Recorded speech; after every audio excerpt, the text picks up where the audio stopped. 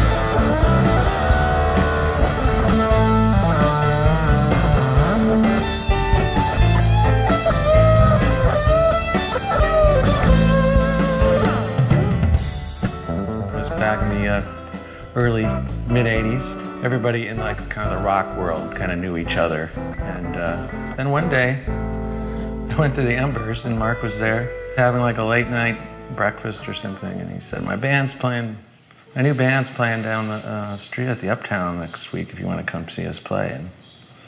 And that was the Jayhawks. And I missed the show, but I joined the band. Well, when we started, one of the reasons I wanted to play with Gary and Marc Perlman and Norm is that they were guys that had jobs and they had cars, and they seemed like if I played with these guys, good things were going to happen. Substitution. Not playing drums for the Jayhawks, Norman Rogers.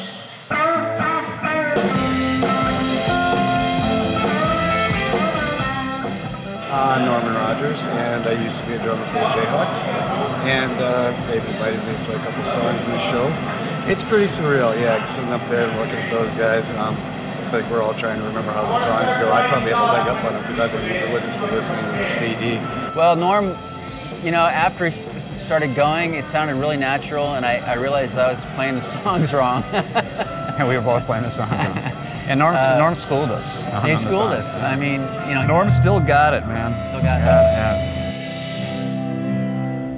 You came and you gave without taking.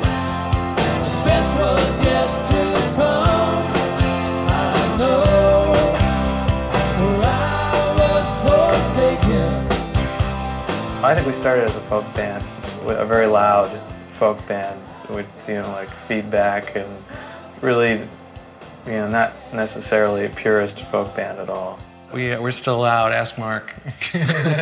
Ask Mark. I'm a loud guitar player.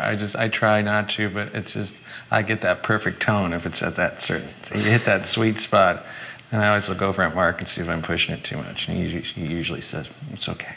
It's folk rock. It's the folk rock dilemma.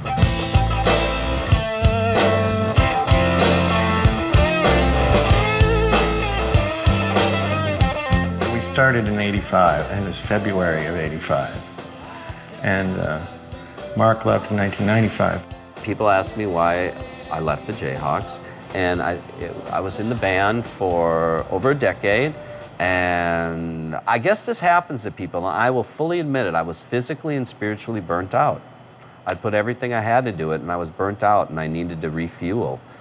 And it's unfortunate. I maybe should have taken a break, but it is what it is. And they went on to do 3 good records, and I went on to have an exciting time. What happened, and we both, like you said, lived interesting lives, and we both came back to this having explored the world and brought our experience back to each other. I've been walking in circles, a new start, a new place to live. Saturday morning on Sunday Street.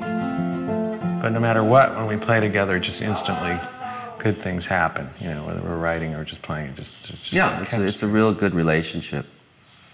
Yeah, we just hit it off musically. It just kind of flows. Knock me down, pick me up, set me in a row.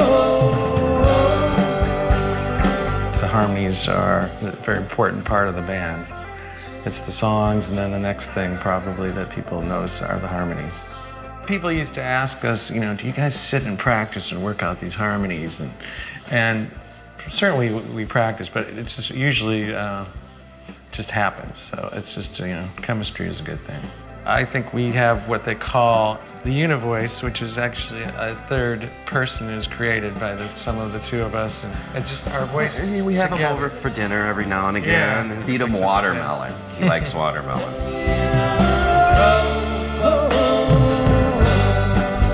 If the harmonies vocally are working, it's the best feeling in the world. I mean, you can feel it inside, in your chest, in your heart, and it resonates in there. And that is the best. And that's why, it's almost like this is why you're up here. This is why you're doing this,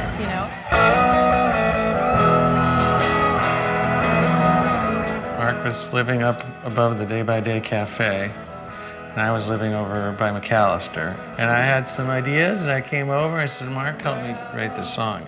I can still see we'd do this thing where he'd walk over into the other room and he'd sing something and he'd be over there. What did you just sing? And I'd say, well, Women Like Thieves or whatever. And he'd say, I thought you said that. He misheard, and what he misheard was actually better.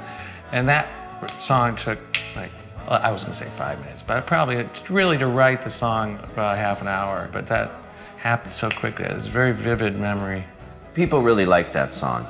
And sometimes it's a little daunting, they just love that blue. And we play it every night.